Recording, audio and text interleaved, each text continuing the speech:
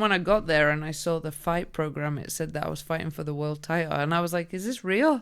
And I was like, "Yeah." I was like, "Oh my gosh, this is the worst time because my knee. I haven't trained so well, and now it's on TV. It's for a world title, all the pressures and on for you, the King's Cup." So I was like, "Oh my gosh." This episode is sponsored by the Rustic Shed book covers. The Rustic Shed is dedicated to creating dishes that celebrate the very best of the Cotswolds, from handcrafted Cotswolds Wagyu burgers to wild boar hot dogs, loaded fries and nachos. They also have vegetarian options. Guys, as you can see from the pictures and video above, honestly, this food is amazing. I cannot talk any more positively about this place. They also have other facilities. I will put the link in the description for you guys for their website and also the link to their location. The Rustic Shed, a taste of the Cotswolds handcrafted with flavor. Ciao a tutti and welcome to Outsider. My name is Mattia and I'm your host. Today's guest is Amy. Amy is an English teacher, but also a Muay Thai champion. She originally wanted to travel the world, but we're going to understand why and how she stayed in Thailand. We're going to be talking about Muay Thai, Thai food, Thai culture, and much more.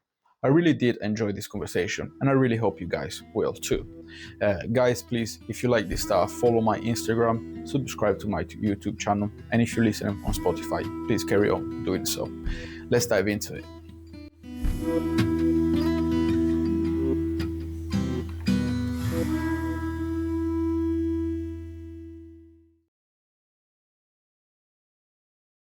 Hello, Amy. Hi. Thank you so much for being here in such short notice. I actually do appreciate here. Oh, thank you.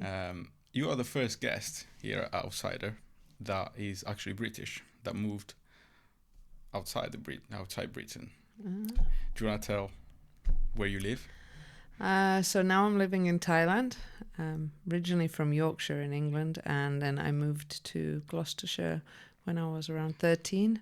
My family are in Fairford, and I don't know if you know Fairford, Fairford, yeah. Yeah. And then 18 years ago, I moved to Phuket, Thailand. And that's where I've been ever since. I kind of planned to travel the world, and my first stop was Thailand and didn't go anywhere else. Was it actually? Yeah. My mum was like a little bit annoyed because she bought me the biggest, fanciest backpack to travel, and it had like wheels and everything, and she spent so much money on it. And then I got to Thailand because I always needed to work as I was going because my background is childcare teaching. And then I thought, well, I'll just find a job wherever I'm going, or I can do some kind of voluntary things and just see. So I didn't have a lot of savings, but I thought, right, well, we'll just see how it goes. And I sold my car and things. And then my first stop was Thailand, and I kind of didn't go anywhere else. Oh, no. I mean, I've got a few miles down the road. That's about it. Are you enjoying it though? Like, are you happy about your choice? Yeah. So, I mean, I just found so many good opportunities there, which a lot of people want to move to Thailand. This is my question I get all the time is, especially people on holiday, how can I live here? Like, what job can I do? It's actually quite hard for foreigners to move there because they want to keep the jobs for the Thais. But the thing is teaching, those kind of professions is obviously what most countries are looking for. Yeah. But yeah, it's quite hard if you're, say, like, I don't know, even just, it's getting better, but like, I mean, there's gyms that are now asking gym instructors and things because like PTs. Yeah. So there's a lot of gyms now with and people are starting their own businesses over there, but it's quite complicated to do that. We can get into that a bit later, but if you're, say, I don't know, working in a supermarket or something, you can't do those jobs, or waitressing.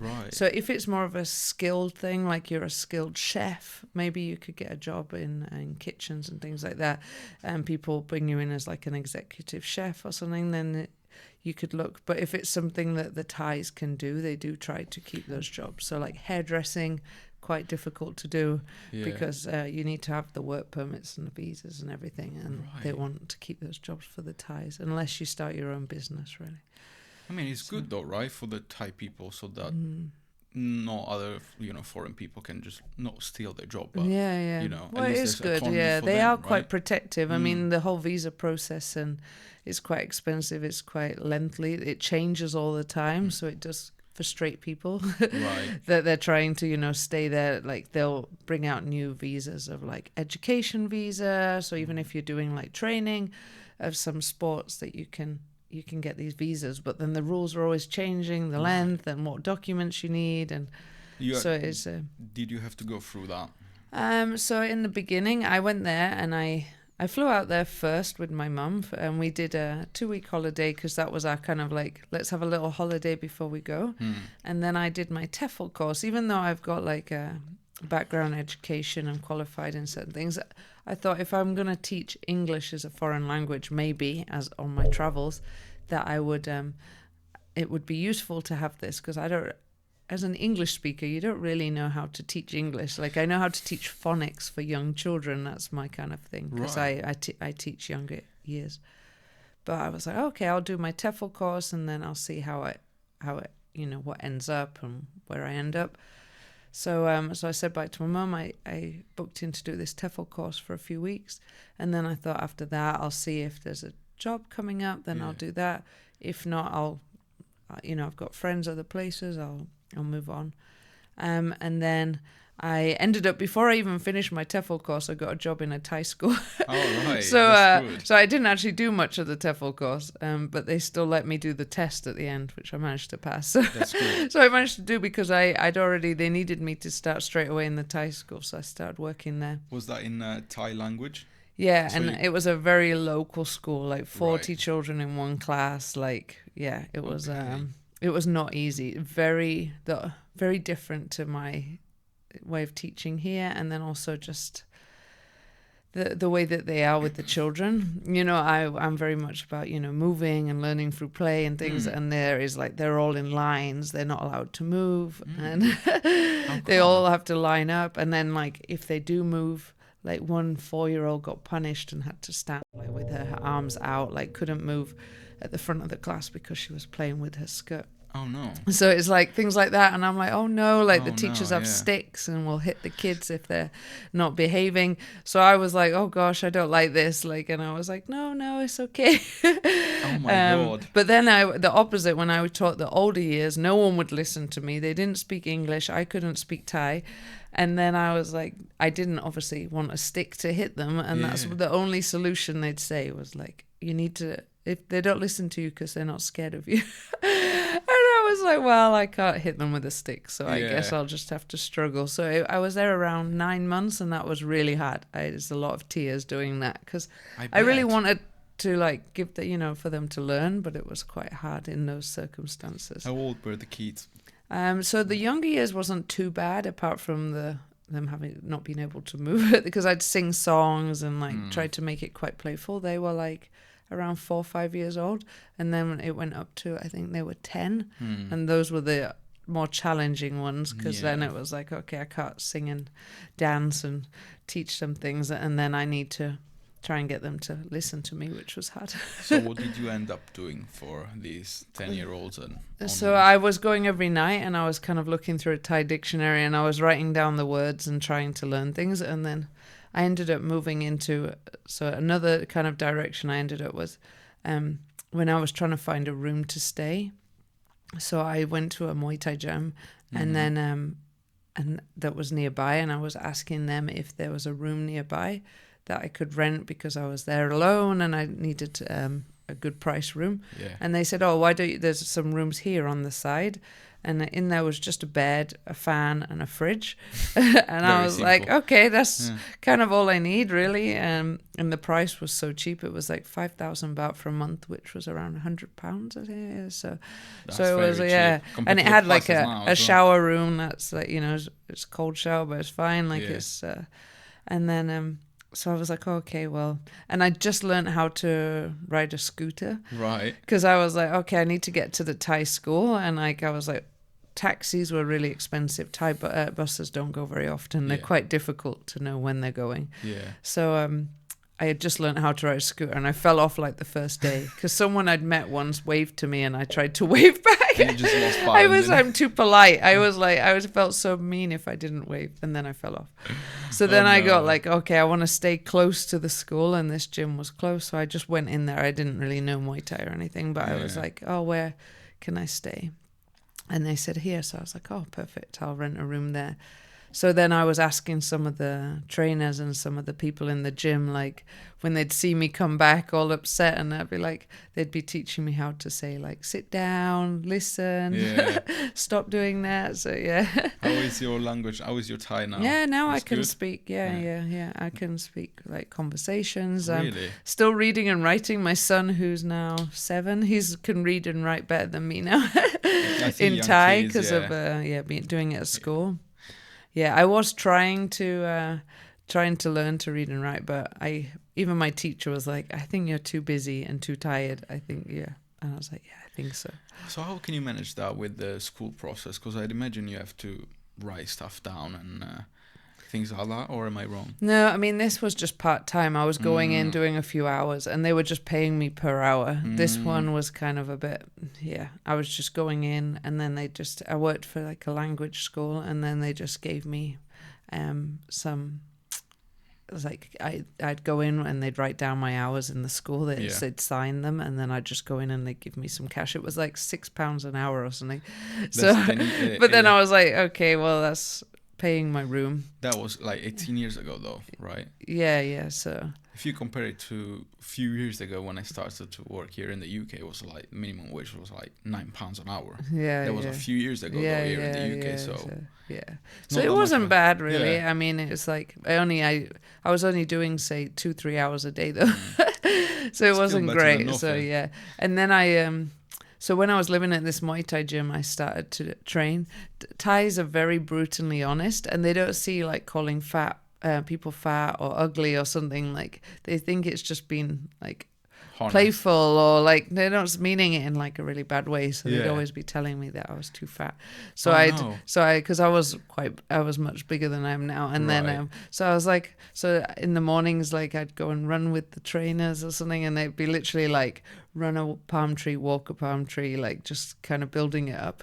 And then I'd start training a bit with them, and I got really into it. And then when I had no money to really be eating much, so I was like going to the Thai market, I'd just buy, I didn't have anything to cook as well, so I'd just buy like salad things and some yogurt, some fruit for the fridge. So I lost weight quite quickly.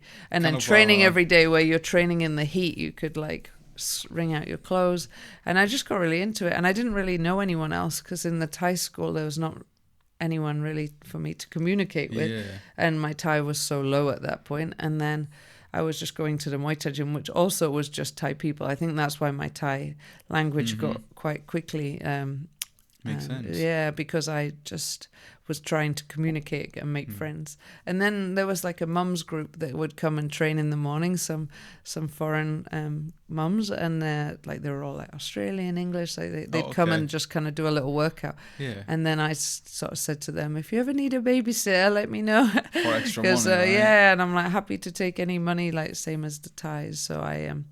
So I would just do some bits, and some of them would just let me use their washing machine, which was so nice. I didn't have to hand wash my clothes, and be like, oh, I'll make you a dinner, and I'd be like, perfect, I'll look after your kids for a few hours if I can do this. So it was like, and they'd always be giving me, as I was losing weight, they'd be like, here, have some new clothes like there, Rosta. So really I became it was like a nice little community together.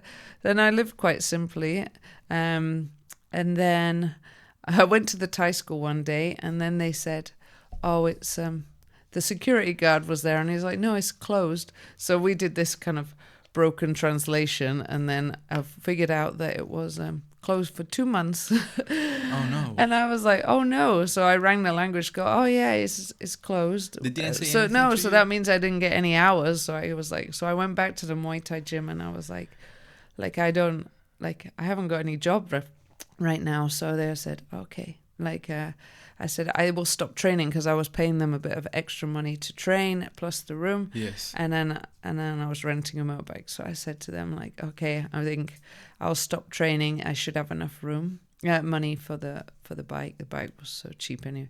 And then he was like, oh no, it's okay, like, but why don't you fight, and then you can have some money, you can train for free and we'll book you a fight. And then I was like, oh, I don't know if I can fight. They were like, yeah, because I'd been training by this point like about 8 months or so, and I was like lost a lot of weight, and but I was still like, I don't know if I was quite ready, but I was like, okay. Then I said, what do you get paid? They said, win or lose, you get 5,000 baht. I was like, oh, perfect. That will pay my room. Yeah. So I was like, okay.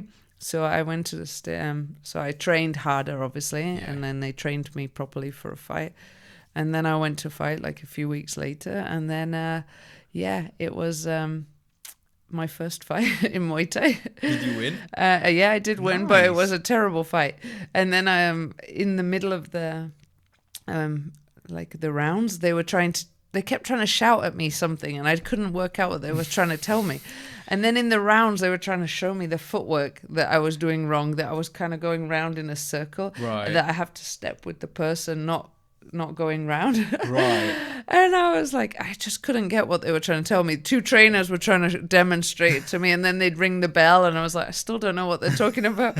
So I just kind of go back a bit more confused, like, okay. Yeah. I do get that feeling when I train jiu-jitsu, or when I fight with jiu-jitsu, and there's like Professor Pa on the side, and he's like shouting or telling me something. He doesn't shout, he tells you something, and I don't understand him, and I just still need to do what I'm thinking. So I know what you mean, but well, in a stadium full of people as well, and they were like trying to explain it to me, and it's only later after the fight I said, I didn't know what you were trying, and then I was like, oh, I get it now. Okay. I was like, oh well, next time. How is your Muay Thai now then? Have you been training up till now? Yeah, well, I trained a lot. So that was my first fight, and then I thought, because I said, okay, I'll just do once because I need the money right now, and then hopefully I just don't get too hurt and have hospital bills. But they have a doctor on site, they told me, so if you get stitched up or anything, you don't need to pay. So I was like, okay, that's good. I was like, I don't need medical bills on top of it. And then they so I did that, and then I was like, okay, this can't be my first fight. This was so embarrassing. So then I was like, all right, I have to fight again. I have to do better. And then I just got like really addicted to it. So I fought for, I don't know how many years total. I think maybe around 6 years, maybe. I had 30 fights in that time. And I got I progressed quite good. I remember one time there was a girl that was the same size as me from Canada, and I said, and the trainers, I was like, oh, maybe we could fight, and they go like, no, she's too good for you, and like, no, you can't, you'll get hurt, she's too good. And then we ended up fighting a lot towards the end, so that was good. So it was like, oh, okay. That's good. So I was like, so yeah, I had 30 fights, and then my last fights were for title fights. So I kind of finished my career winning WPMF world title in Bangkok. What does that stand for? So WPMF is World Professional Muay Thai Federation. Oh. So and it was for the King's birthday. It's called the King's Cup. It's in Bangkok that they fight. Right. So they put on like a show on his birthday it's on TV, but it's in like a park. So they make like a stadium in the park, and then people come, and then so I knew that I'd been asked to fight for the King's Cup, and I was like, it's not good money, but it's good honor to be to be asked, and it's televised and things, but not all fights, because it goes on so long. Not all fights are televised. Right. But I was like, oh my gosh, this is so big. And then, so I remember just training, like so excited for it. And then I hurt my knee, and I was like, oh no. So I was training, in training. And I was like, oh no, can I still fight? And then I kind of took a bit of a break in the training to try and repair the knee. I was doing lots of physio. And then I was like, so I didn't I had to kind of stop training hard, but then just training more smart. Like I'd go to the gym every day, do sit-ups, things, but trying not to do stuff on my knee.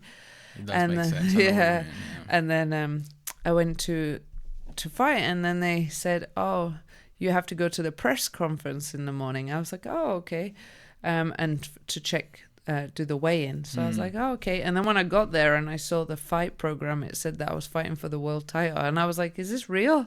And I was like, yeah. I was like, oh my gosh, this is the worst time because my knee, I haven't trained so well, and now it's on TV. It's for a world title. All the pressures and on for the you King's Cup. So I was like, oh my gosh. Is there any chance we can see this fight online? What should we put on YouTube? Maybe the gym I fought for at the time was called Somali Boxing. So I can give you the link if you want to see. Is it okay if I put it down in the description? Cool. I'll put that down in the description for people who are watching it. You guys can go on that link to see this fight. I'm excited for this. I want to watch that. I've never seen a Muay Thai fight. I know about the sport, and I know it's very.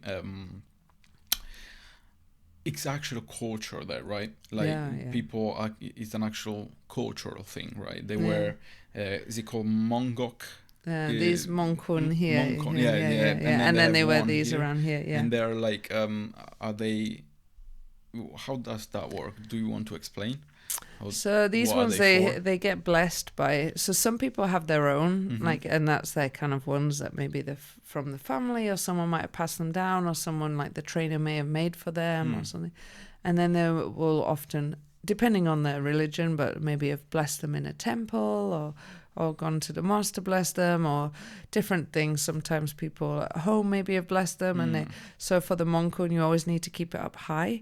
So they like if you've got it in the car, you would hang it in like the mirror or something, and then when you get to stadium you hang it up high while you're getting ready before the fight, and then while you're fighting they normally hook it onto the post. Right. So the idea, and then and before they put it on the trainer, so it's kind of like to give you good luck and to kind of keep you safe. So before they put on the I can't remember the name of them now. Does it start These with ones?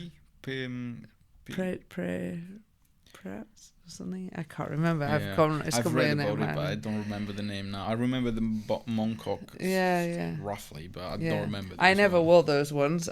Because I felt like my arms were never in good enough shape to show.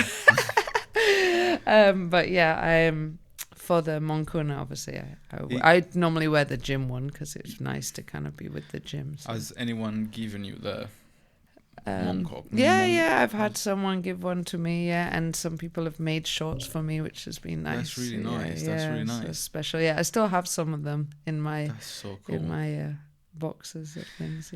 You told me that you've opened a gym in there. What was the process and how did it go? Is it still open? And So after my fighting, I don't really know how this happened. It wasn't like a big long plan of like, oh, I'd love to own my own Muay Thai gym or anything. But I became really good friends with some couple from Costa Rica. They were also fighters at the time. They were full-time fighters. So while I've been fighting, I've kind of missed a bit that from Thai school. When I was in Thai school, I got a job in an international school. All right. So after about 9 months or so, I applied for a job in international school, and they weren't looking for anyone at the time. And then they called me back saying, we need someone to start right away for our nursery program, which is all my experience. Right, that's good. So I was like, okay, great. So I went for an interview, and they were like, when can you start? I was like, anytime. So I started like the next Monday, and this was, full work permit, visa, good salary, benefits, so it was a great opportunity. It was like, the next step to stay there, right? I mean, for people that are actually qualified teachers in England, if you really are looking to go abroad, then international teaching is amazing. They do, they give you housing, depending on the level of school that you go to, and how much experience you have as a teacher and things. But they'll give you housing allowance, full health insurance. If you've got a family, that you will be able to get schooling for your children. You can also get health insurance for your children or for your spouse. So it is a really good opportunity. But a lot of saying that a lot of people with TEFLs and things, they want to try and get into this, but it's just, you have to, this is for like full people in the UK that are, qualified, fully qualified teaching, experienced teaching. I think some schools, I think my school now is around 4 years experience that they're looking for. All right. So, But every school's different depending on their package and their level of schooling. So I think my school is kind of similar to the price of coming to like a private school in the UK. So that's really good though that they offer. And it's just for me, one of my big selling points is for my children now, like that they're in this international environment. I love the fact that they get to be around such mixes of cultures. International Day is my favorite day, where we all come out with all our flags and we celebrate where we're from, and we all bring food to share. And this is like, I think we have nearly 200 nationalities in our school, and we all bring food and we all share and we put on dances. That is great. I can Apart from England's pretty rubbish. We don't have any nice traditional costume really.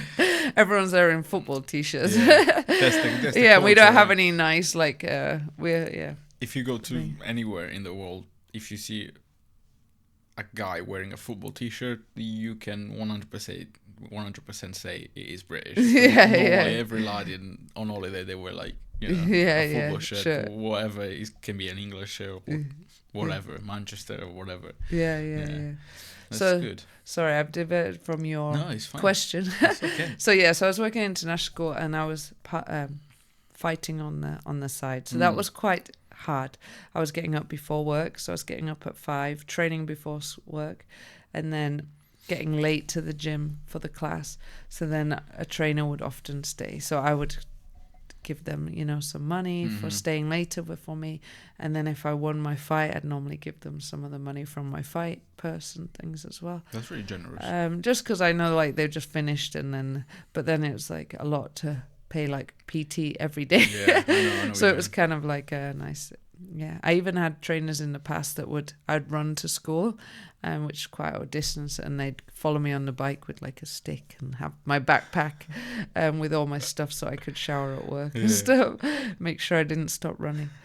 So I was doing that, which was great. I was younger than I am now and no kids, so it was tiring, but it was good. I would just normally wouldn't eat much in the evening because I go to bed early. I didn't want to move my arms. And then I would do that, and I'd train Saturdays. And if I didn't have a fight, I would break Sundays. If I had a fight, I'd have to train Sundays as well. And then what's my question? So I was doing that for, I think it was about 7 years, maybe 7, while I was still working. And then it was hard to get opponents, and then I had my knee, which completely broke at one stage, and then I had to have knee surgery, so I had to fix my meniscus and ACL. And quite then common, isn't it? every sport, that those two are the main ones that go. So I had to fix that, and then it took a lot. So my leg got locked after the surgery, because I had two surgeries in one. And they wanted me to do one, then break 6 weeks, and then do another one.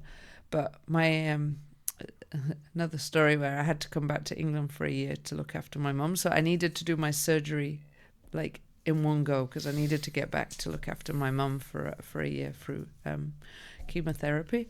So I did my knee, but then he said, if you do it in one go, there's a chance your leg will get locked, and that's what happened. So I had to go to the hospital every day, and they put on a machine to basically bend it, and which was pretty painful. But it took a lot of time to get it to be where it is now, where I can bend it. It's still not as good as it used to be, but it's like 100% better than it was when I first got out of surgery. So that's good. That's better than having it broke. And then the couple that I met in when I was fighting, they were also but they were full-time fighters. They were sponsored by the gym. They're from Costa Rica. She was my nutritionist, and he was also helping me train. So they were great people to have. We became roommates, and that was great people to keep me in check. That's good. He'd tell me off if I was talking too much and stuff. So anyway, they were like, "Oh, let's make this gym." So we went to. I said to him, "I will make it." Like, I had a bit of money when my mum sadly passed away, and then I'm sorry to hear. Yeah, and then I was like, okay, I don't really know exactly, but we were like, okay, we found this empty piece of land that was really close to the beach, and just were like, this would be a great place. But it didn't like have a like for rent sign or anything. We were just like, oh, so we kind of stalked and found out who owned this land. It was like all overgrown with trees and grass. And then I said to him, like, okay, if we get this land, will you run the gym? Because I still need to work at the school. Yeah. And he was like, yeah. So him and his wife came over, and then we opened the gym, and we had loads of friends. Like, he has so many connections in South America with Peru, Brazil, Costa Rica, Argentina. So all these connections with because he had a gym in Costa Rica also. Right. And so we managed to make a deal with the landowner. We got the land. We cleared it all. My challenge was a few things. When you open a Thai company, you can't fully own it. So you can only own 49%, and then the other person can. So it has to be a Thai name. So it has, and then there'll be 51%. But what you can do is you could say have 2 Thai people, so then they're less percentage than you. So then if there's 3 of you, then you can have. So I would have the bigger percent, and then they had less. Right. So what it is, so I just asked 2 of my Thai friends if they'd be happy to sign under the company for me, and they said no problem. Why do they do that? Is this for the same thing that we talked about earlier, to prevent? To preserve the Thai people. I just saw something. I don't know if it's true or not. You see these things that are now cracking down on that shareholders in people's companies need to be actual shareholders, because so many people just use anybody. Like, the lawyer was even like, oh, it's okay, any Thai person, even if you don't know them. But I don't know how you could do that, because I had to get them to sign so many documents for me throughout the years of like, okay, I need to renew my license, I need to renew this. I had to get them to sign all these things. So I don't know how you would have a company if you don't know the Thai people. Unless the lawyers sign them in place, right? Yeah, some people pay Thais and then they get like some money through the gym. I mean, my friends were very kind just to sign and just help me through it. Yeah, it makes sense. But one of them was really into Muay Thai, so she got free training. She was okay. But I mean, you gotta get something back, right? Yeah. As long as she's happy with that. Yeah. What's the gym called? If you don't. Oh yeah, sorry, it was called Sutai. Okay. I don't know if you've seen Pat wearing a Sutai t-shirt. Sometimes he's wearing it. Maybe. I can't recall it, to be honest. So yeah, I decided to call it Sutai because this is the name of my friend. His name is Mauricio Calvo. He's my friend from Costa Rica, and he had a small gym called Sutai, and in Thai means like never give up, die before giving up. So it's the kind of motto, and like I think in the armies they'll shout like Sutai or something like that. So but I kind of wanted it because building a business and things, I couldn't know how how much salary and things he was going to get, but I was like, if you come over and help me build this, then it would be really good for you, because then it's like another branch to your gym. So if I call it Sutai, it's really benefiting you, and then people will follow your gym, and then maybe you might have Sutais worldwide, and then so he's when I sold the gym, I'll get to that bit after. It's quite good for him because he's still got that. So the amount of work he put in, hopefully it wasn't all. He's coming over actually soon, but you have introduced. Is it to Thailand? Yeah. He's coming over. I think he's gonna bring over a fighter to train. He's training one of the UFC fighters right now. So, really? Yeah. Gaston Bolognese, I think his name. I don't know if I've said it correct, his last name. I don't know either, no. Yeah, he's so I think he's bringing him over to do some training for his fight. So that's really good. So this guy must be really good if he's training with the UFC. Oh, he's a really good trainer. He's such a good trainer. It almost caused a bit of problem in our old gym because everybody wanted to do privates with him, and then obviously the Thais need to make sure they're still getting private training as well. but he's What's his just name really good. Mauricio Calvo. Mauricio Calvo. Yeah. He's Puerto Rican, you said, yes? He's from Costa Rica. Costa Rica, sorry. Yeah. But I'll he's have a to very look good at him. trainer, yeah. So he had a big job of helping me with the gym, because obviously I had the, building it and the clearing the land, getting the electricity, the water, so many things, which I learned a lot, because I don't know how to do any of those things. Luckily, I had a very nice construction company that were helping me through these processes. And then licenses, they said I didn't need I made everything out of shipping containers, because then it was something movable or sellable at the end if I wanted to move it. So the only thing that wasn't movable was the concrete that it was all based on, and the concrete for the training area and things. So my brother-in-law helped me with this idea, because he was in construction, and then he was like, I think you could do this. So I even built my own house on the land as well, with shipping containers. So that's where I lived there, which was good and bad. Living where your business is hard, because you're always on call. And then we had 16 rooms for rent because people come there and they want for training holidays. So we had 16 rooms. We had a cafe, we had a shop, we had the fighters, and we had airport pickups arranging to get picking people up, dropping them off. That's really cool. Meal plans, like it was a lot of. And my sister and my brother-in-law came over to help me through part of it as well, because he obviously helped with the design, and then they wanted to put some rooms for rent as well. Yeah. And then they took over like the restaurant cafe part as well. So they helped me through this process as well. That's So really as cool. well with Mauricio Calvo. So they were kind of more doing like the admin and the cafe restaurant side. Right. And then he was doing the kind of training and the Muay Thai side, the fighters. We did put jiu-jitsu later. That's when You did? Yeah. Okay. When Nando came over, and then we put the Gracie Barra in there. Makes sense. So he's doing that right now there. Yeah, he was. When I sold the gym, he stayed for a while and carried on the Gracie Barra program there. But now he's just moved to another gym down the road. Yeah. Is he still teaching? Or? Yeah, he's still treating. He's not Gracie Barra now. He's working under a gym called Delta, so he's Delta Jiu-Jitsu. Shout out to them. Yeah.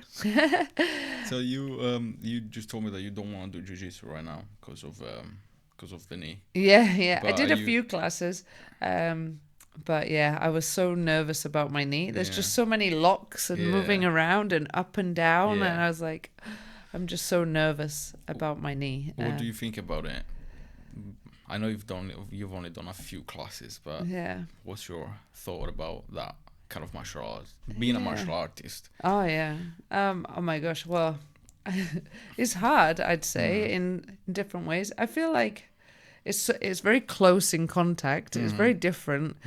And then I don't know. At first, I was thinking, the classes seem less intense than Muay Thai in some ways, but then at the end, everyone is like sweating and like out of breath, and I was like, because I feel like there's a lot of looking and learning, and I was a bit like confused by it. I was like, I'm so used to just always like kicking, and Muay Thai is so intense, like cardio wise. And then I felt like jiu-jitsu is like quite slow in some ways, because there's a lot of learning technique, but then I think when you're doing free rolling, it's hard. Like when someone's on top of you and you're trying to get them off, like a lot of strength. And tell me about that. But I don't know if I have the patience for all the intricate, like how you move your hand, and like it seems very like when I watch my son train and they're like, your hand's in the wrong place. I was like, oh wow.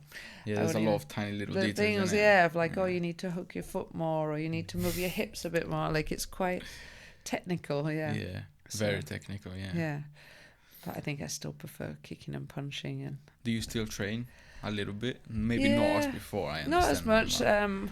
So my problem was where to train when I sold the gym, because then I ended up renting a house a bit further away, and now obviously still with working full time at the school, and then now I have 2 children. It's a little bit hard, and then my son has so many other sports, so I'm like, now I'm a sports mum that drives him and Yeah. sits and then I have my other one, so it's a little bit harder. I've been doing some Muay Thai at one gym where they'll let my son and I do the adult class together. Right. And he's like, it's so good for him. He can do 2 hours, like the sparring, everything, and like so. So it's I quite like that because we're not kind of together, but we're in the same class, and then I can kind of do my own You can sort of thing, looking after him Yeah, while yeah, you train. yeah. So he's doing jiu-jitsu and Muay Thai. Yeah, Oh my God, that's he's so into deadly everything. He wants to do rugby, football. That's like good. he's literally every day he has something. That's really good. He's Swimming. gonna become lethal one day. Yeah, How old is he now? He's 7 now. Oh So, my yeah, God, give him 10 years, not yeah, even when it's like. so hopefully, yeah. he generally he wants to do everything. He has those times where he's like, oh, not today, not today, and I'm like, nope, you sign up, you got to do it. Yeah. Does he watch UFC? Does he Oh like yeah, that? he loves it. Yeah. Him and his dad love those things. They've got it on the PS as well. Yeah. So, I can't play that game. I play PlayStation, but Yeah, I can't play UFC. It's so complicated. It's like jiu-jitsu. There's so many things to do. I just can't. It's not for me. Yeah, we've taken him to the stadium a few times as well, and he loves it. Like he's What like, stadium? The I'm thinking about Muay Thai now. Oh, Muay Thai stadium. yeah, to watch live fighting. Yeah. He doesn't remember, but he went a few times as a baby, like in the carrier, because I still needed to go with the fighters and stuff. So, but then the last time, because I hadn't been for a few years after I sold the gym, and then I wasn't going really so much towards the end because I was too busy as well with the kids and work, and I kind of pushed that side more to Nando, because I was going every time to do the videos and also to sort out the money for the fighters and things like that, making sure. Trying to get the videos to post on YouTube, but then I kind of passed that over to Nando when he came, because I was like, this is too much. Makes sense. I was literally doing 2 full-time jobs, probably more than that. I know what you mean. And then we had our first child, and that was like, okay, I can't keep doing this. This is too much. So I was like, right, what can I give up? And probably the most fun things I gave up was going to the stadium and watching the fights and being with the fighters. But yeah. That's a shame.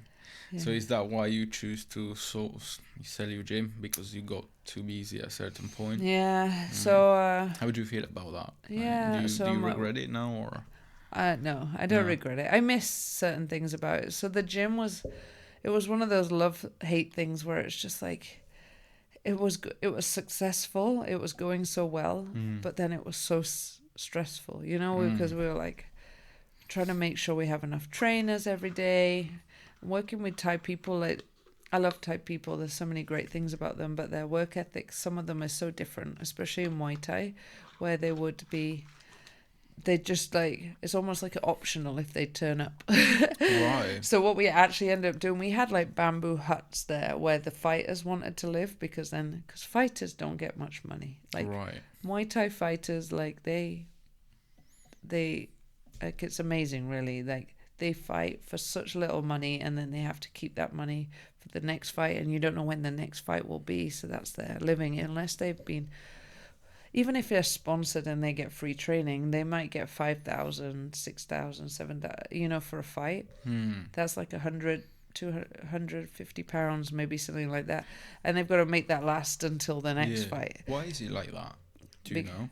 It's just, in Phuket, you could, like, they have fights nearly every night at the stadium, because we have like 2 or 3 big stadiums, and then so we've got 2 main stadiums, we've got like a few smaller ones, but then they have, say, like around 9 to 10 fights on a card. Right. So they can't pay them like big money, and then they're selling tickets. And they're selling tickets, but like, they've still got to rent the stadium. They've got to pay for the referees. They've got to pay for because they do live music. They've got to pay the musicians. They've got to pay the doctors, like everyone to be on standby. They've got to pay the ticket people. So they can't pay them big money. So it's just how it is there. It's like, so they are doing it for the passion of the sport. Like, it's not for the money. I mean, there's occasionally people might break through onto like one championship and might get sponsorship for other things, but they really are Just doing it for, and some people have sponsors back home. They'll wear their logos and things, and they'll sponsor it. Some people just know they're doing it for a few years, but I think once you start, it's hard to get out. Because you're like, you get addicted to it. You get asked for better fights. So. I've seen a few videos around Instagram or TikTok and this kind of web social media of people actually moving to Thailand just to train Muay Thai with little money. They just go rent, like you said, a small room, and they just post a vlog or whatever. And this is my first day in Thailand. We're gonna learn how to fight. And I'm like, wow, this is real. You know, there's a lot of people doing that just for the passion. And they just go. There's like open gyms. Most of them are most of them are open because it's hot in there, right? A closed one. That's really hard because it's too hot. It gets so sweaty, and then even if you have aircon on, like the smell is not good. I bet so. Yeah. What are the main differences in your opinion between Thailand and the UK? I'm talking about social etiquettes. How are people different from the UK? People different. I'm trying to think. I mean, Thai people are very friendly. The one thing that I feel, I've been there a really long time, and I feel like I've learned a lot where I've kind of stepped back a little bit from where no matter how long you live there, you are always going to be a foreigner. Like, I wouldn't call that my home, even though I've been there 18 years. I'm definitely say England's my home. Right. I still feel like I go there for work, and I have some of my best friends are Thai, but that's them as a, but I have best friends that are from Canada, from Ireland, from America, like I've got friends from all over the world that live there, and we work together, or we've known each other for years. But I still feel like, and also I class my Thai friends in that group of things, but I still wouldn't feel like it's, all the documentation, all those things, like it's never like where I feel like this is where I'm going to live for the rest of my life. Or is it because of bureaucracy? Like all the documents, I think so, and also I feel like I got hurt a few times when I was in Thai gyms, particularly where I felt like I helped so many people. If you get too close, then it'd be like, oh, my grandma's sick. But actually, no, they've just got a gambling problem. Right. Where I'd help a lot of people, and then they would just kind of, I felt like, oh, actually, we were actually friends, or you just needed help, and then maybe you just saw me as a foreigner that would help. But not all Thai people are like that. Just that's the only thing where I was a bit like, oh, that my time in there. But I think also when I opened the gym, it was quite hard managing Thai people, so that kind of made me. But now I'm not managing Thai people. It's quite nice. Where I just found like people wouldn't turn up for work, and they would be gone for like a week, and then I'd be like, okay, I need to get another trainer because I've just had to cancel all their privates, and now I'm really short staffed. And then they'd turn back up, and they'd be like, I'd see them like holding pads. I'd be like, oh, I've just got a new trainer. Where did you go? And they'd be like, oh, I just went home for a week. I'd be like, I was like, you can't just go. Yeah, you can't just leave and just not answer your phone. Yeah. I was like, I just presume you left and didn't want to come back. So yeah. Oh no, that's no good. So yeah, it was quite stressful. Yeah, I was like, fighting. The trainers didn't like each other, and if you speak to. This is one thing that I'd say a difference. I think here, like in work environment, if you weren't doing your job properly, or if you had something that you needed to say something, that you could just say it, like, oh, okay, I've noticed this, like this isn't going so well, or maybe you could change this. But if you say that, they like lose face, and then that's like the worst thing for them, like if they've lost face. So they'll either won't come back, or they'll get really upset and angry about it and probably just post on social media what a bad person you are. Or they will just still work, but they won't really talk to you for a few weeks till they've got over it.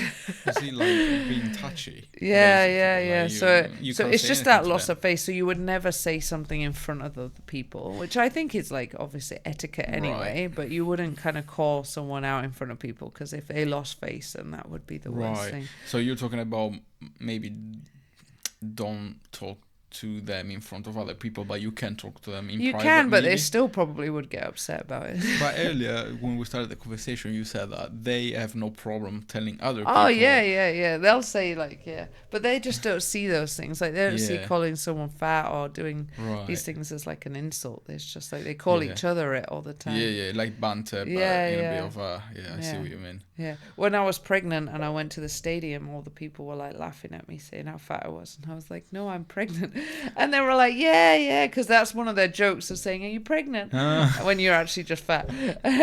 And I was like, no, I am pregnant. I had to, like, get out a scan picture and be like, no, I am pregnant. Really? Yeah. Oh, my days. So, yeah.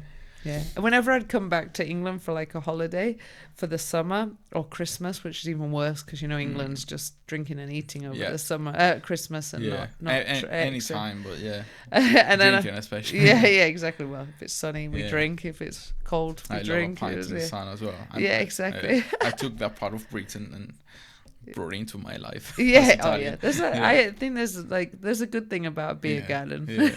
It's a good part of Britain. But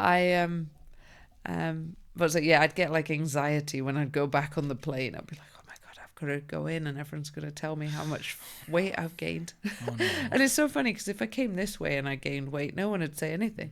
But here it's much deeper. In here, I feel like you can't say anything. It's like the total opposite of what you're saying. Yeah. I feel like you can't say anything and people are just going to be like, oh, you are... whatever, fat phobic or I feel like you gotta be there's careful. not much freedom, part of me appreciates it now because I'm someone that's gone up and down in weight for my whole life, and I just feel like actually maybe some people should have called me fat a few more times, and maybe it might have made me, because people don't say anything, but then actually maybe it might have helped me instead of everyone just pretending that everything's okay. I know what you mean. It's different with a woman though. Yeah. Between men, we say to each other, like, if a friend of mine is gaining weight, getting fat, I'm gonna tell him, bro, you need to go to the gym. And he's gonna be like, oh, shut up. But I will tell him with love, bro, you don't look good right now, you're unhealthy, just go to the gym a little bit more, and I come with you if you need to, you know.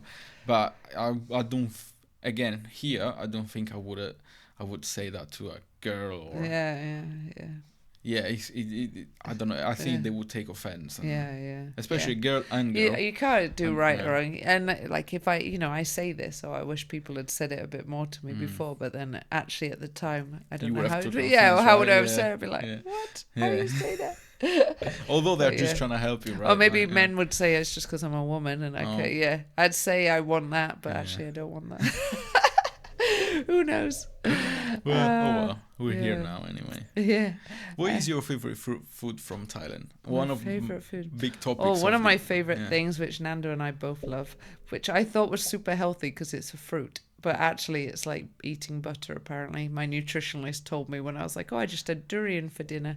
Durian is this big spiky fruit, and it smells so bad.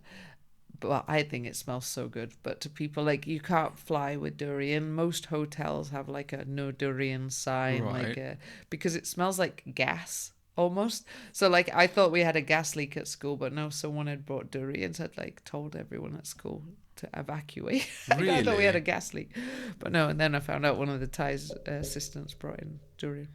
How's it called? Durian. Durian, yeah. Is it like a... It's like have you seen jackfruit? Jackfruit is big. Yeah, that one's like also quite a strong tasting smelling fruit. I don't know. But it's like quite a creamy, and sometimes you can get it hard, and sometimes it's really soft. Right. Oh my god, it's so good. Is it yellow in Yellow, color? yeah. I think I've seen some videos. Could you say it's spiky, right? Yeah, really spiky. Right. Like it hurts to hold. You gotta. Does it? Do you like? You gotta like when you cut it. you open it like a melon. Does it come out like a melon? You kind of gotta open it like that. And yeah. It's kind of got like little things inside, like little sections, but they're quite big, and then you eat like this. What does it taste like? If you have to compare it to something that is more I don't popular. know. Nando's friend came over recently. He's from Swindon. He trains here as well, and he like vomited straight away. Oh right, okay. Because it's really strong tasting. I don't know how to explain it. For me, it just tastes delicious. It's kind of, I don't know. Next time I come over, I'll bring you some durian candy, please. Yes, which please. I brought to my friend, and she took to work as a bit of a joke, and then she took to work, not realizing for everyone to share in the office, and they were all like heaving. So I was like, yeah, but I do recommend it. It's good. Is it something like Marmite, where either you love it or you hate it? Definitely. Okay. Yeah. Well, I hate Marmite. I don't know. Oh, really? Yeah, my sister's the same. She cried once when we tricked her and put Marmite in something. Do you like Marmite? Oh, I love Marmite. Okay, then so I think this fruit might not be for me then. No, If you like Marmite and this fruit, it doesn't taste like Marmite, but No, it's one of those things. Yeah, I know what it's you mean. like a strong. Yeah. But what about like dishes? Like proper Thai dishes. I think fish is very popular there in Thailand, right? Yeah, Fresh I mean, fish and... before Thailand, I would never eat fish. Seafood was like I don't know. I guess in England we don't grow up eating seafood. My so girlfriend's it's the same. She doesn't like fish. Yeah, because we just don't grow up. Here it's like mainly frozen fish. The only thing we really eat is fish and chips, which doesn't really taste like fish. Yeah, doesn't. Yeah, and you put ketchup, vinegar, all things on it. So, but over there, I love seafood over there. The only thing I don't like is squid, but everyone else loves squid. Yeah, I love squid.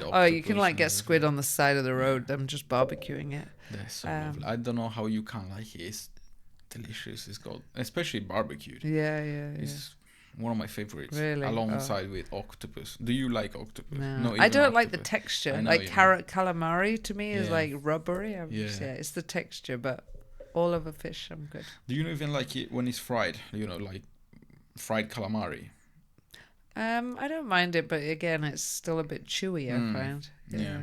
I love it. Really? When I go back home, I always ask because when I go back home, I stay at my auntie's house, and she normally says to me, I've got that in the fridge, don't worry. She just said, I have that in the fridge, and I already know what she's talking about. I'm like, thank you. You know, she knows what I like. Well, you'd like Thailand then. You could have lots of calamari and... I had lots of friends went to Thailand.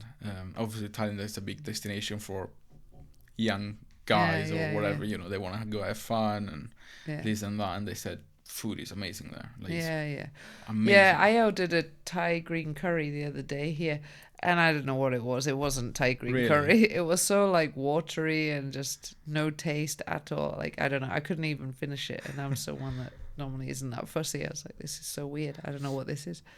But yeah, Thai green curry there is so different to this one. They have like these little eggplant kind of things in them. I don't know. They're like a kind of almost like a little eggplant thing inside. Eggplant? Yeah. Do you call it eggplant or do you call it aubergine? Right. Yeah, aubergine. Yeah. Yeah, like these little ones. I don't really know, but they're really good. Yeah. And then they have. I've never seen that. Yeah. And then they have one of mine and Nando's favorite is the pagapao, which is the stir-fried pork with basil leaf, when you have a crispy fried egg on the top. So good. Is it with sticky? Rice. Does it remain like sticky, the pork? Yeah, so you can get also like crispy pork and different porks, but we normally just got the minced pork. But it's just mince. Mince, yeah. It's like this. So you can get all different ones, but normally the minced pork is the best, and you have it with rice and then a fried egg on top. It's so good. If you get the runny fried egg, so good. I think Nando has that every day, pretty much. And the pad thai noodles, they're always a favourite. Pad thai noodles. Which consist of? So you can get like chicken prawn and things. So they're like a kind of like a flat noodle. Yeah. But not like wide. And then you can have like a crushed like peanuts, and then you can have like they comes with like different things on the side, and you can choose. So you could add sugar, you can add chili powder, like chili flake things. You can choose add bamboo shoots. I love bamboo shoots. Yeah. You can add all these different things. It's so good. So is it safe to say that you prefer Thai food rather than British food? Probably, yeah. And then my favorite is somtam with sticky rice. And they also in the morning these pork sticks. It's called mu ping, and it's like fried chicken and sticky rice is what most people have but it's like much better than KFC fried chicken. It's not got like the breadcrumb outing. It's like got like, I don't know. It's like the batter that they put it in. It's like, I don't know how to explain. And I need to go to Thailand then. But I actually prefer the barbecue pork sticks. So good. And that's what my youngest son, the 2-year-old, he's every morning is like, more pork. He loves it with the sticky rice. Nando is Brazilian, right? Yeah. Do you guys eat Brazilian food as well? Because barbecue is really popular in Brazil as well. Yeah, there's not good Brazilian food in Phuket. There's one in they've got like a steakhouse like Rio's in Swindon. They've got one in Bangkok, which we go to. If we're ever in Bangkok, we always go there. But I guess you can get the ingredients and cook it at home, right? Yeah, like Nando does sometimes. He's really good at barbecue. I'd say that's his Brazilian side. Yeah. He's very good at cooking beef, and people even invite him over. They're like, I'll buy the beef. You need cook, to come and cook it. He's very good at that. We've got one of our friends always buying like tomahawks, and he goes and cooks it.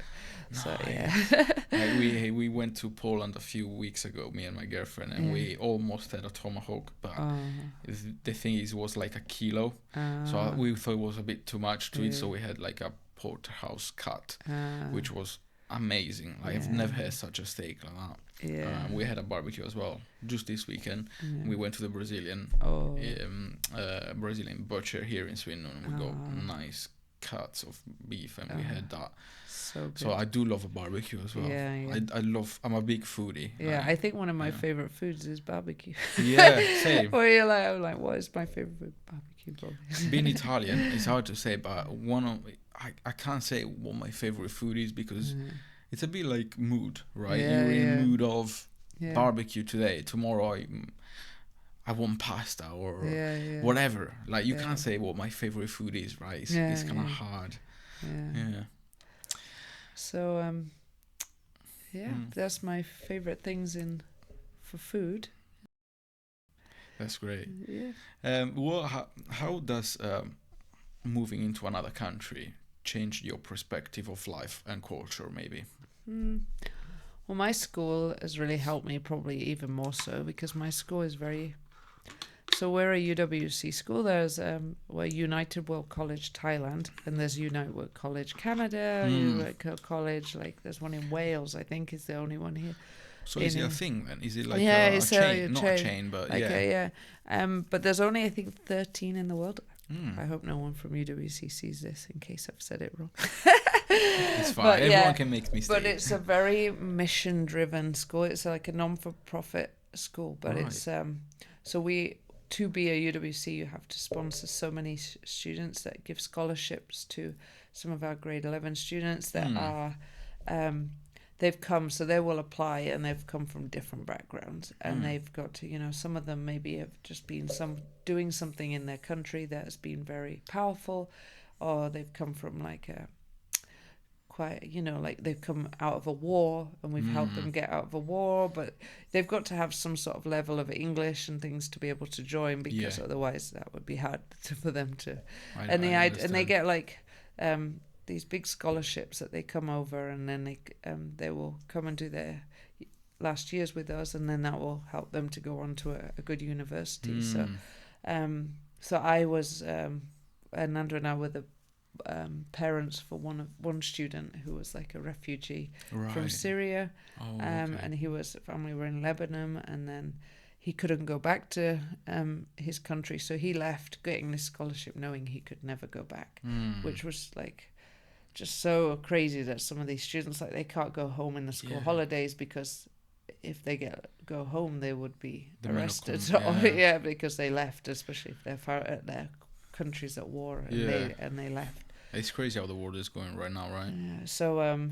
I mean, he's in America doing amazing now. He got a scholarship and is in university, but it was hard for him to go because he couldn't prove that he would leave America. So he actually got rejected the visa at first, and then for a lot of help with the school, they managed to get him into the university and get the visa. But it was hard because he couldn't prove that he would go back home, because he can't go home.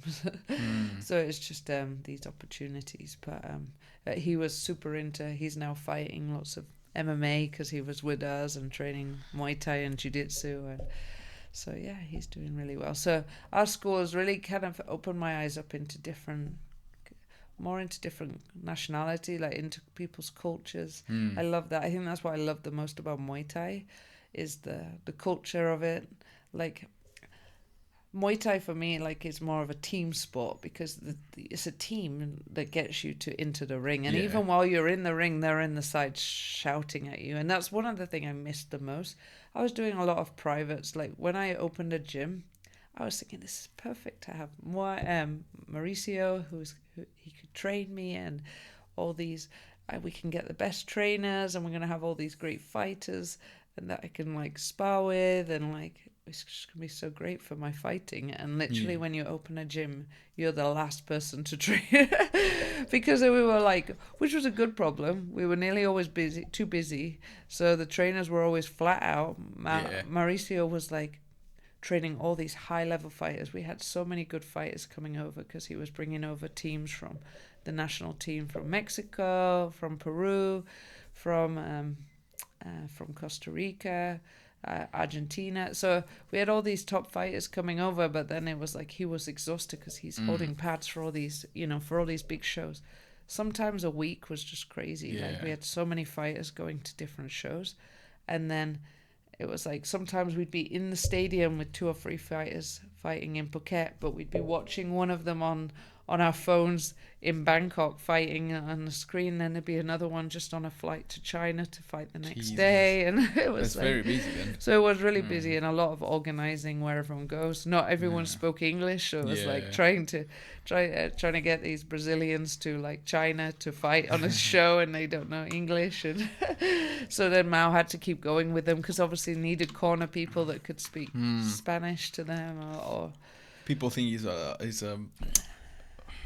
like a solo sport because you're alone on the ring, but behind it there's a whole team helping you out, especially in training. Oh yeah, totally. Like that's what I miss the most is like that team of like, oh, okay, you've got a fight, so everyone's like, jumping in the ring, like everyone's sparring against you because they need to exhaust you to get you ready. And I miss that. I miss kind of helping other people get ready for fights. And do you think you'll get back to it one day, maybe when your kids are a little bit older? I don't know. If I ever fought again, maybe I'd do like a charity event. I feel like maybe yes, maybe fighting, but I was talking about training people, training or yeah, I mean, in gym, Thailand, this is what I found hard when I came here. So I trained here a few times Muay Thai when I came over, and I felt like a beginner in these classes because you have to hold pads for each other. Right. And in Thailand, you don't hold pads because the trainers hold pads for you.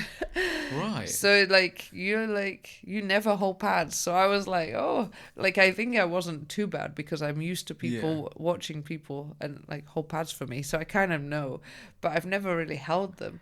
And then I was like, yeah. So interesting. I used to teach like the kids class, and I can help. So like, like if the trainer's really busy and I could see people struggling, I could like take a group to the bags and kind of show them some things, or I could help correct people.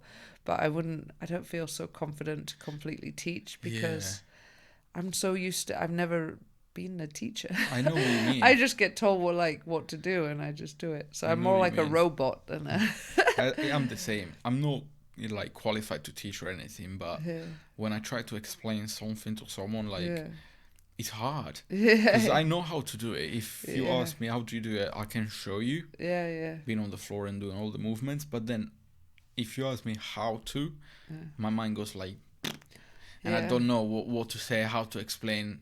It's really confusing because I know what I'm doing, but I don't know how to explain it to you.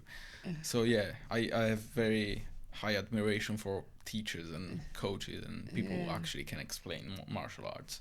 It's really hard. I think it's really hard to do. I had this one girl who would ask me so many technical questions. Like she would come and she'd be like with a notebook, and I was like, I don't really know. I was like, wait, let me just try and physically do it and try and work out, because I was like, I think the thing is, because especially in Thailand, we're training every day and we're training twice a day, that your body just does things. Yeah. It's a bit like speaking English. Like, I don't know why we say the words. I just say it because that's how I've been trained.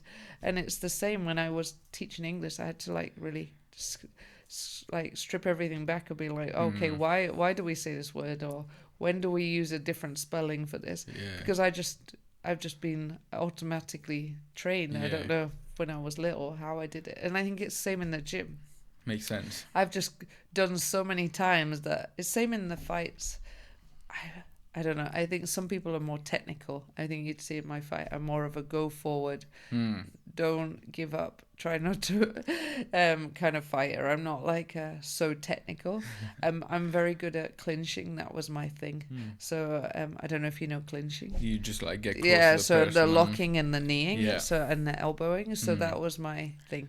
So it was like round 1 and 2, don't get knocked out. Save your energy for round 3, 4, 5, and then just clinch as much as you can. How long are the rounds?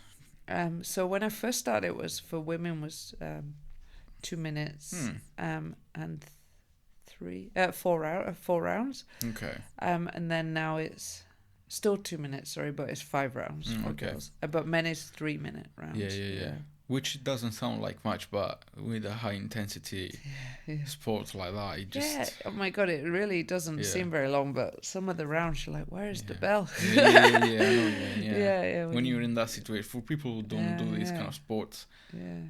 try it, because it is like that. Yeah, and it is. It's just even the breathing and the getting used to it. You kind of get exhausted like that. Yeah. You do something slightly wrong, slightly more you put more effort than you should, and you get tired straight away. And then all that extra minute that you're waiting for is gonna drag. Yeah. It's crazy to me how these things work. I don't know why. And it's just clinching crazy. takes a lot of technique with that because it's a bit like rolling jiu-jitsu. I think you've got to learn when to relax in between the things, because otherwise if you're just rigid and pulling the whole time, you're just gonna, and you're not breathing, you just exhaust yourself.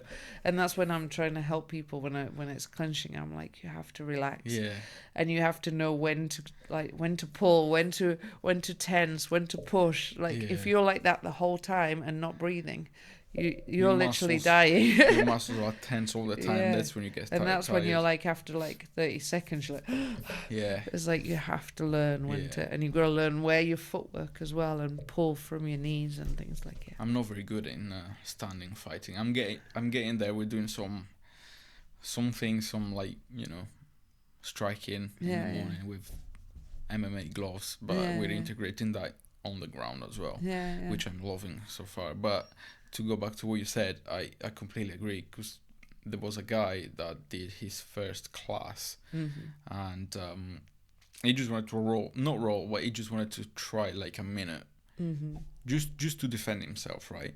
And the guy who was with him, I was only watching, but the guy he's a blue belt, and he was only defending, and this new guy was on the top trying to pass guard and trying to control him. At the end of the minute round, this guy was tired, was dead. He was like sweaty, and the blue belt, which is only a kid, I think he's like 16 or 17-year-old kid, was like, he was chill. He wasn't tired or anything. And that guy was like, why am I so tired and you're not? I was trying to pass your guard, and you weren't doing anything, and you're not tired, I'm dead. Why is that? Like, because bro, you were clinching all the time, you were like strong all the time, you weren't relaxing, and you got tired. So I completely agree with what you're saying. Yeah, you've got to rate your time in, even when you're like they're very much like this, Thai people, because we have the music, which helps. Really? Like when I go to like boxing and things, I'm like, where's the music? Like I like the like ding ding ding. It really helps you with the footwork and pacing yourself. Really? But in Thailand it's live. So here I went to like a Thai festival in like Bristol, and there was a few fights, but it's like, I think it's like a CD, so the sound stays the same. But in Thailand, when the fight gets faster, they go faster and like louder and like, because it's live music. Yeah, right. So that like really helps you. That is amazing. Because it really does help you with the kind of pace and the footwork and the things. So it's like a whole thing that's going on. It's not just the fight, or the atmosphere as well. So like there's so many things, like when you go into Muay Thai, like you've got to go under the ropes if you're a female, and then you go over the ropes if you're a man. Like you can't go through the ropes if you're a female. It's just traditions. There's times when females weren't allowed to fight, and then now they can, but there's still different things. So there was big stadiums in Bangkok like Ratchadamnern, Lumpini, girls were allowed. Even when I took my fighters to train in in the stadium there. I wasn't allowed to corner them. I wasn't allowed to stay in the corner, even just behind. I have to stay like on the stand because I was a female. Oh no. These things have changed now because now they're even letting some females fight on these stadiums and stuff. So it's a real breakthrough for women that we these things. That's but good. yeah, it was. That's good. Yeah. What is one thing that most people, in your opinion, don't know about Muay Thai? In your opinion, don't know about like this thing that you said about under the ropes or like above the ropes, or the music that goes faster. I had never heard of it. Is there anything else like this? Do you know about Wai Kru? No. The Wai Kru is the ceremony before the fight. Right. Do you know about that? I heard there is like a ceremony that they do before the fight, but how does that work? So before the fight, so there's different things that you kind of traditionally have to do. So you would, for example, I would go under the rings, I would go into the middle, and I would just bow and kind of nod to all four corners. To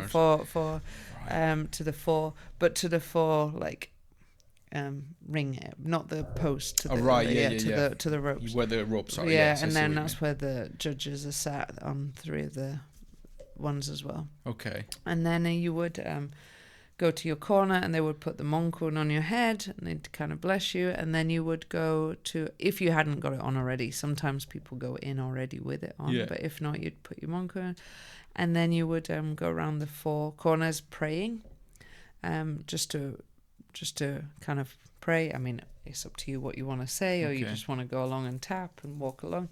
And then you would, if you don't want to do the Wai Kru, you can just stop. If you want to Wai Kru, you would go in the middle, and then it's generally you walk 3 times in a circle in the middle, and then you would go down and you would do, like, there's different things. You can bow down 3 times, you could bring your arms, like there's so many different things that you can do. Then you can stand up and you could go to the 4 kind of centerpieces, and then you can, like, there's not like a set thing, like there's kind of, I mean, you couldn't just get up there and do any dance you want. There's like a traditional, like the way that they move, but you can kind of tweak it in your way if you want to, like, flap your arms like a bird, or you want to do like a different thing, or you want to so it's kind of, so I learned mine from one of my first gyms, and they taught me a certain way, and then I did a very simple one, and then there was this girl that trained. She was young, schoolgirl, and her dad, she was the most amazing fighter.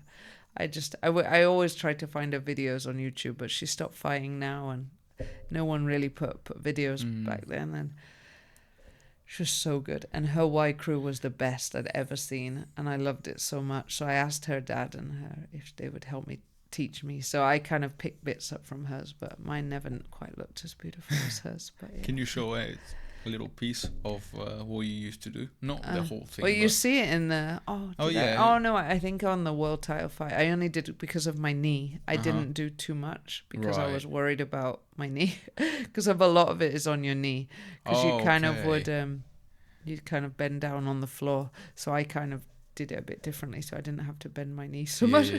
Makes sense. But yeah, I don't know. It's long. I would do at the end of mine, like, I didn't do this on my world title either, but I'd do like a bow and arrow, like shooting the other person. That's great. And I was like, oh, that's maybe not the smartest, annoying the person you're about to fight. But but that's one of the things where you'd kind of aim, and then you'd kind of do a pretend to shoot, and then he'd be like, oh, I missed, like, a thing, and then so it's like sort of like everyone's got their own personalized thing before different. the fight. Yeah. Some people have.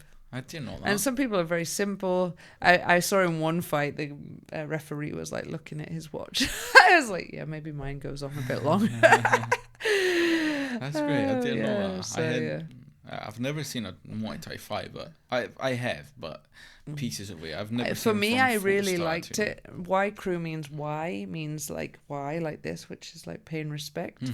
And we call that, when you do this in Thai, is why. And then Kru is teacher, so it's like respect your teacher. Like it's the whole point of it is to respect your teacher and to kind of give back to them for their guidance. And so that is great. That is crazy. And to be honest, people always say, did you enjoy fighting? And to be honest, I I enjoyed at the end of the fight. I enjoyed the training and the discipline, even though I would probably cry throughout the process of like, oh my God, I'm not good enough and all that kind of thing. But then and the fight itself, I literally would be in the car driving there with like friends. I'd be like, oh, like with the team, sorry. And I'd just be like, oh, please crash, please crash. Then I don't have to fight. It's just, I'm so nervous about like not getting hurt, losing. And then in front of everyone, in front of my trainers, I was How is he seen there? Losing a match, how is he seen? So I didn't lose for, I think my first loss was like maybe at fight 17 or something. So which is hard because then if you've kind of never lost, then it was like, he was like, oh, I can't lose because and then I lost. Time, right? And I started to get better on the last round, but it was too late to make it up. And my trainer was so angry. He was like shouting at me, like was throwing a chair. He was like, you didn't listen. And I was like, and I may have cried a little bit. I was like, yeah. But I was like, but he was like, you could have won, but you didn't listen. But for me, in all fairness, it was when I got there, it was this big poster of this superstar girl. And then there was like me here. And I was like, okay. So I think I did quite well considering. And they told me easy fight, so I'd only had like a week's notice. So you didn't prepare a lot. And so I hadn't, but anyway, yeah. But it was fine. She was good. We actually rematched and I lost. So I fought 30 times and I lost 3 times. That's really I lost good, twice to this one girl and then I drew on to another girl. But that's really good. So it only 2 losses and one draw. drew. Yeah, so it wasn't too bad. It's not bad at all. But it was really hard towards the end as well to get opponents because I was fighting in a weight category where not many Thais were in that weight category, and then I didn't want to fight Thais anymore because I wanted to make sure it was so. Sometimes in Thailand it might be that you're slightly heavier, but then the Thais maybe had like 100 fights. So it kind of makes it a little bit more like, because I think the thing is they can't do weigh-in every fight because there's so many fights going on every week. They can't get 100% matchup like that. You're completely the same, and you can't expect people to be doing weights cuts for not very much money every week and things. So he's more of a laid,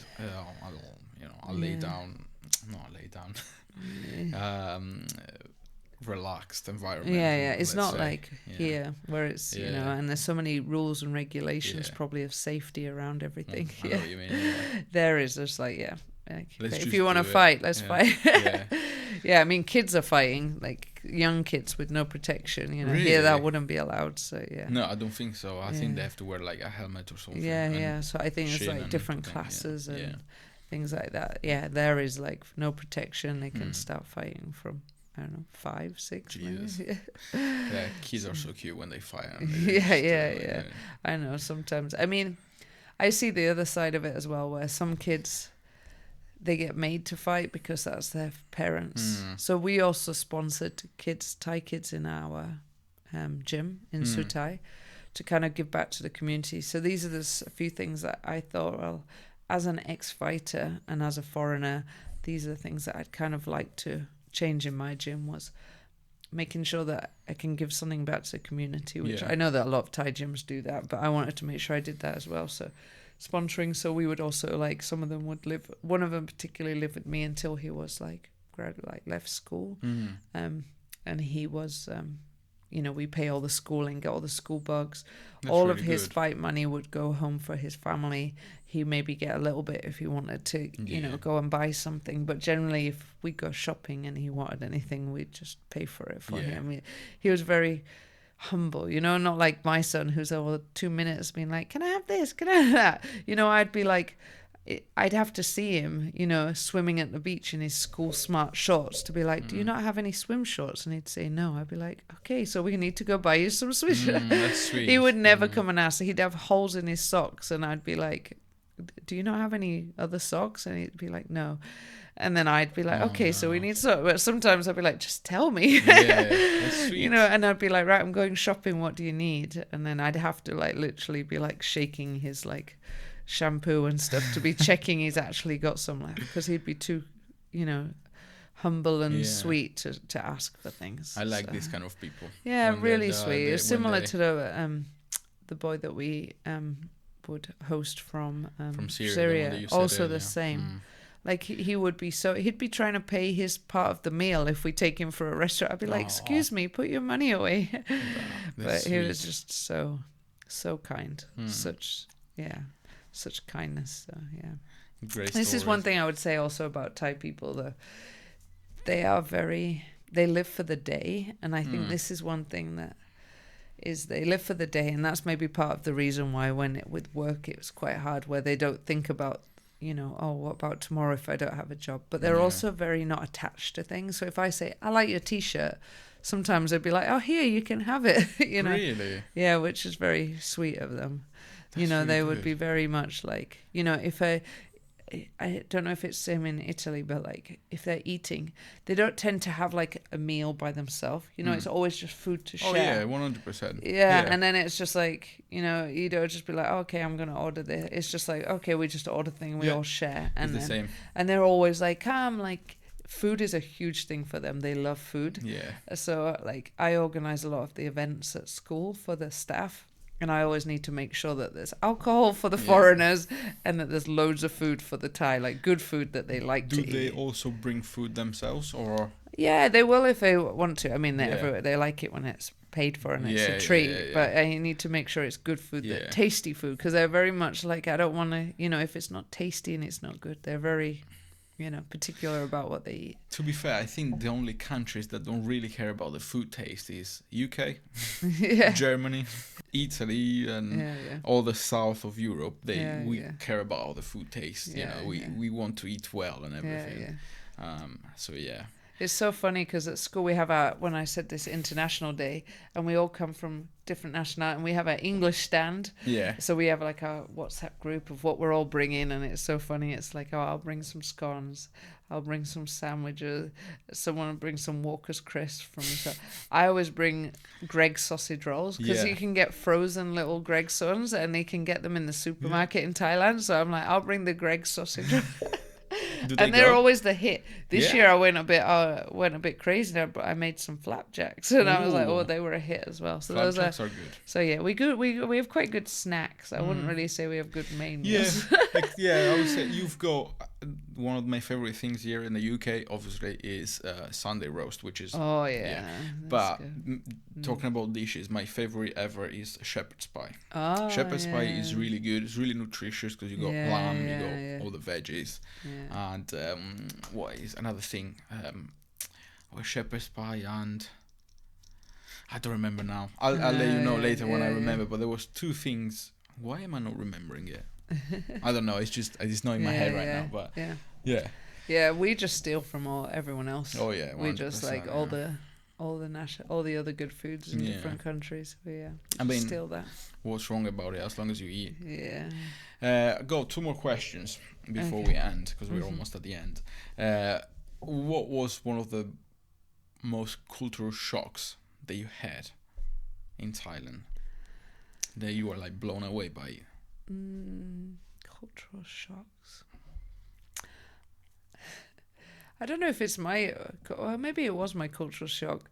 When I first got to Thailand, this is what I pretty much say, I think 95% of people are shocked when they arrive to Thailand is how many people fit on a motorbike.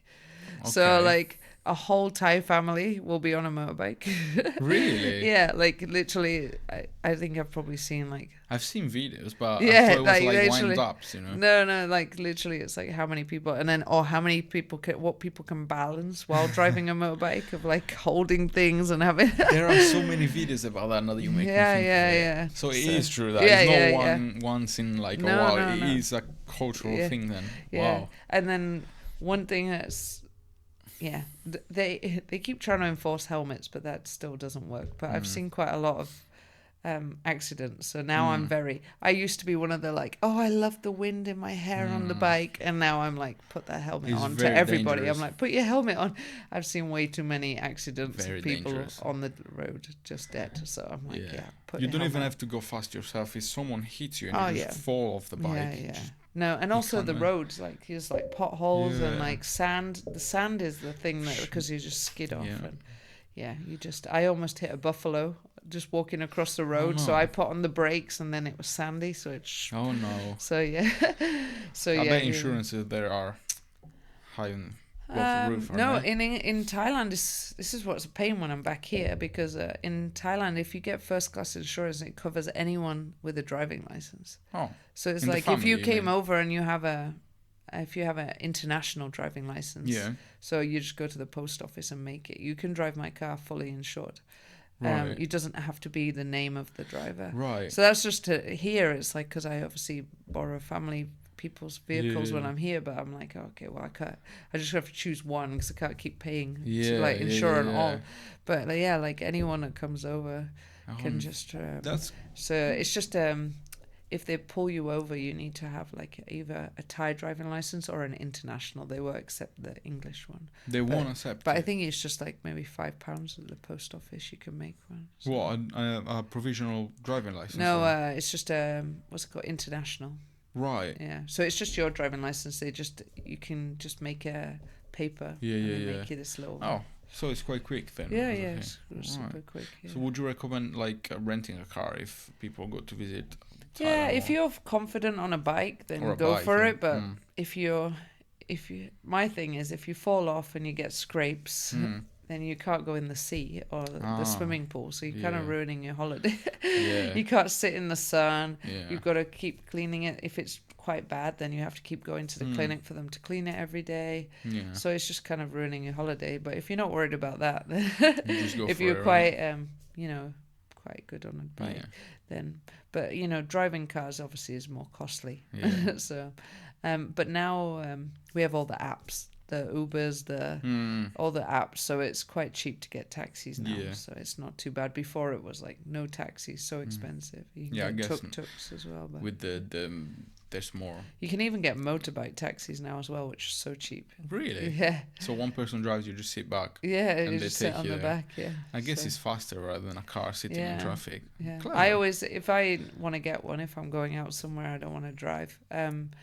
If I get one, it just depends what I'm wearing. Generally, if I want to climb on the back, and also just how brave I'm feeling that day. Yeah. After having kids, I'm always worried about dying. Yeah, they do say that, right? When you got kids, you get more wary of doing Yeah. stuff You that start getting more Yeah. worried about things, but you want to just yeah. You know what we meant. But yeah, no. That's great. I think that's and the electricity lines, because everything here is underground. There is just like crazy, like they're all just in knots. It's just Yeah. like that's the two things that everybody gets like shocked about Thailand is that, and maybe there's other things, but those are the two things I Yeah. think that's just like wow. But it's a good life over there. It's like it's relaxed, like it's affordable. I love my job. It's a great community. I love, even though I'm not getting as much Muay Thai as I would like, it's still nice that it's there. And if I go to train, I don't have to hold pads for anybody. Yeah. That's one of my things. I was like, if I move back to the UK, if I train, I'm going to have to hold pads for other people and do like partners. And I don't like that. Like I said, I'd have to bring one of the Thais over with me. Yeah. Yeah. I'd have to make sure they get hired by a gym here and bring over my favorite Thai trainer. I'll have to go to Thai. Hopefully one day I can come and say hi to you guys as well. Yeah. You have to. Yeah, hopefully. Yeah. What is one thing that you would suggest to someone that is looking to move abroad to look for a better future? It can be from anywhere to anywhere. From anywhere to anywhere. I think everyone should try it. Like, you just don't know. Like, if you're thinking about it, just try it, because you can always come back.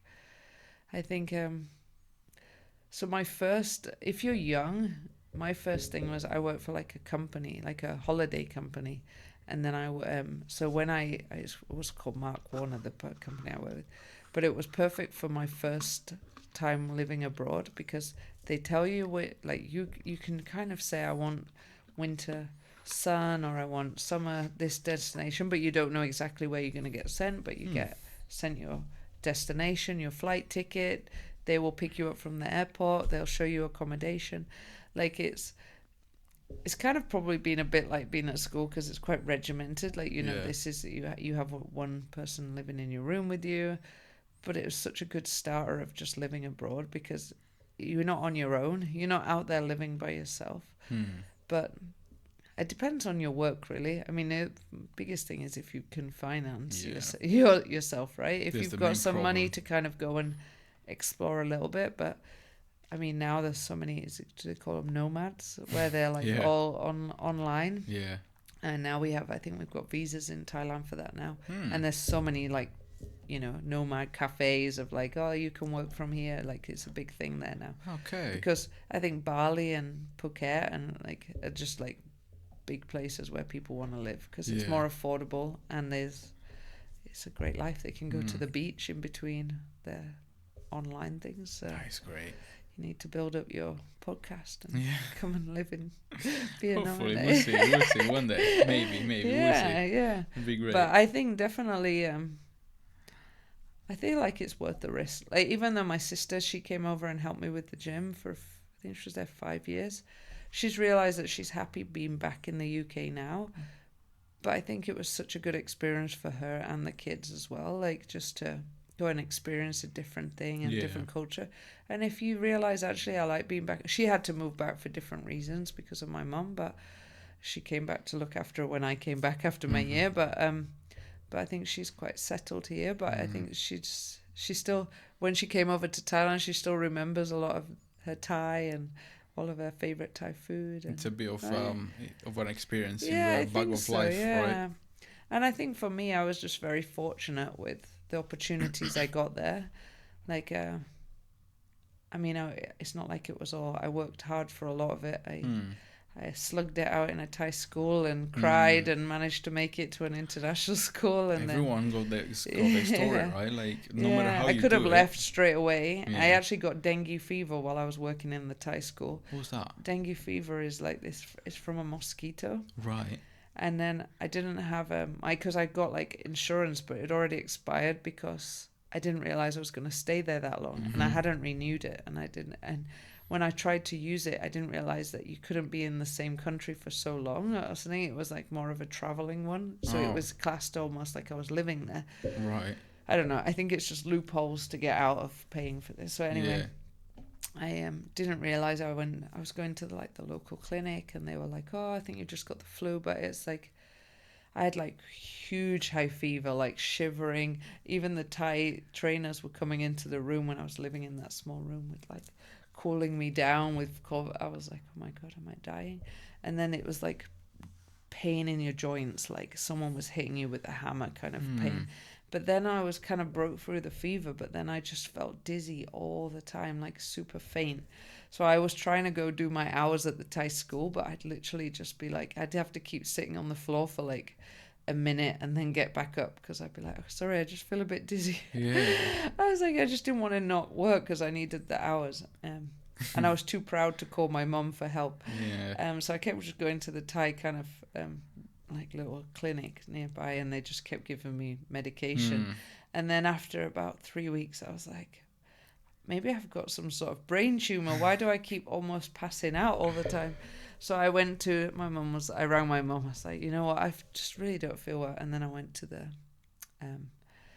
the international hospital, and then my mum was like, I'll just send you some money for the bill. And they did blood tests. They were like, oh, you've had dengue fever, but it's only a small trace of it in your blood still, but it shows that you must have had it really strong, because if in 3 weeks you're still showing traces of it, they were like, you probably should have been in hospital. But anyway, by this point it was more just, okay, you need to rest, here's some medication. And then it's gone on its own, Yeah. I mean, not on its own. Now they do like vaccines for it now, because it can be bad. So. Do you need to do any vaccines before traveling to Thailand for anyone that was looking for a holiday or anything? Yeah, I think there might be one. Or maybe I just did all of them because I thought I was going to travel the world, and I Yeah. didn't know where I was going to go. So I Yeah. did do some when I left, but I don't know if they were for Thailand. Maybe they were like in case I was in some sort of rainforest somewhere. I don't know.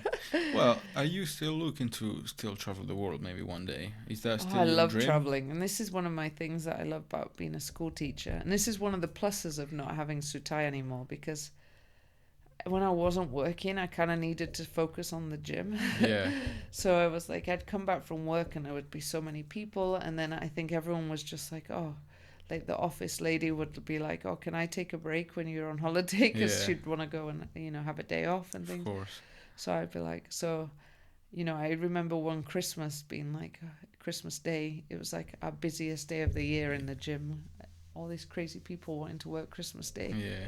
So I'd be in the office all day working, and then yeah, that's the thing. It was never, even when I took a year out to be here, with the time difference, I was on the phone all the time.